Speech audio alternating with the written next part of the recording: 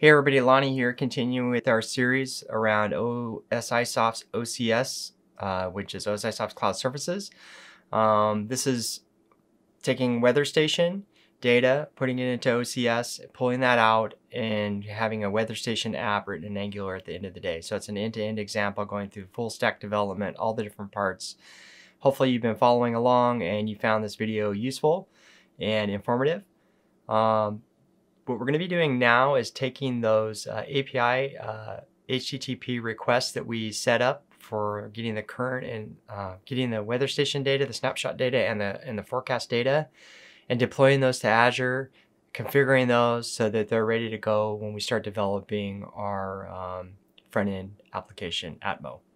All right, so let's go ahead and get started. I'm going to switch over to the slides real quick.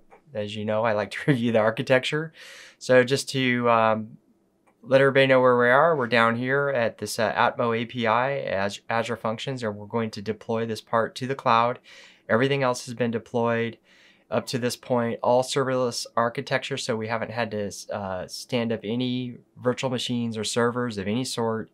Everything's running, cloud deployed, and it'll continue to be that way. At the end of this series, everything will be running in the cloud. So this is truly a leading edge technology, and hopefully you'll be as excited as I am about the possibilities of setting up these types of architectures.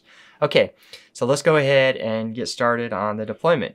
I'm going to switch over to my Visual Studio 2019 IDE. We have the project loaded from where I left off in part 8. And so if you remember, we have these two new Azure functions that we've set up. We have the get forecast and we have the get snapshot. So we really don't have to do anything in the project to configure these for deployment. It'll just deploy when we deploy it next. Let's go ahead and check to make sure our cron jobs here are configured correctly. So the forecast collector, this is our forecasting service. I want to run that every hour, and the weather station I want to run at 30 seconds because I have another thing that's reading my weather station and it interferes with this one, so I'm going to run this one at 30 seconds on the minute and every 5 minutes. So I like that. Let's go ahead and deploy this and just publish.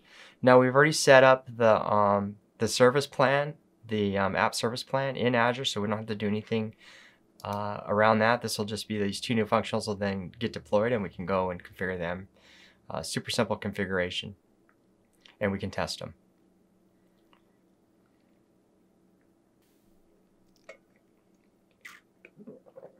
Okay, everything's published. That didn't take very long, maybe about 30 seconds. And we'll come over to my browser. And I have the service plan opened up. So looks like let me refresh this. Make sure we've got our functions loaded in. Okay, so here's our get forecast and our get snapshot. If I come over to this, we'll try the get forecast. I can get the URL right here, and there's a few different keys. The default key is the one that we're going to be using. There's a master key. The default key is the one that we'll use when we're making our calls. I'm going to copy that, come to new tab. And you can see the key is in here already as a code, but we also need to set up our location ID. Well, let's just try calling this and see what happens. We'll probably get back. Yep, location ID is not found, so we'll go ahead and we'll add our location ID. Location ID, and that's going to equal to napa.pluto. Excellent. There's our data coming in, and this is all running in Azure now. This isn't running locally.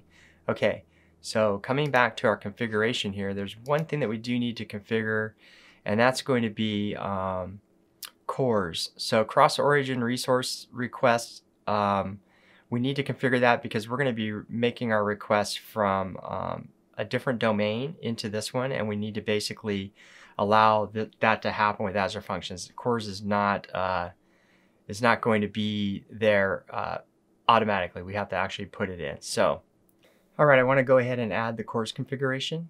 Come up here to the service plan.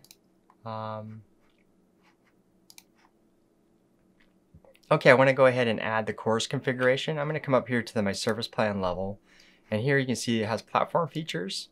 And under platform features, we want to add in cores. So that would be right over here. And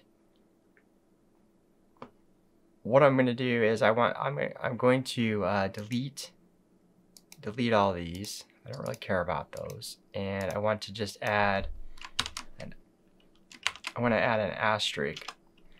And we'll save this. And that'll just allow all origins to this will respond to any cross-origin requests. Cross-origin resource sharing request, of course. Okay, that's pretty much it. So we're ready to go.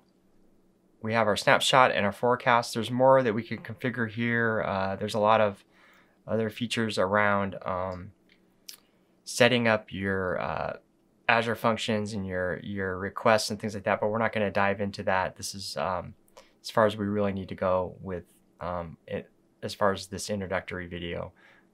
So next we'll be moving into the Angular front end. We'll get our application set up and we'll start coding that. Shouldn't take too much work, another couple parts probably, and then we'll be all finished up. My name is Lonnie. Thanks for watching, and I'll talk to you next time. Bye-bye.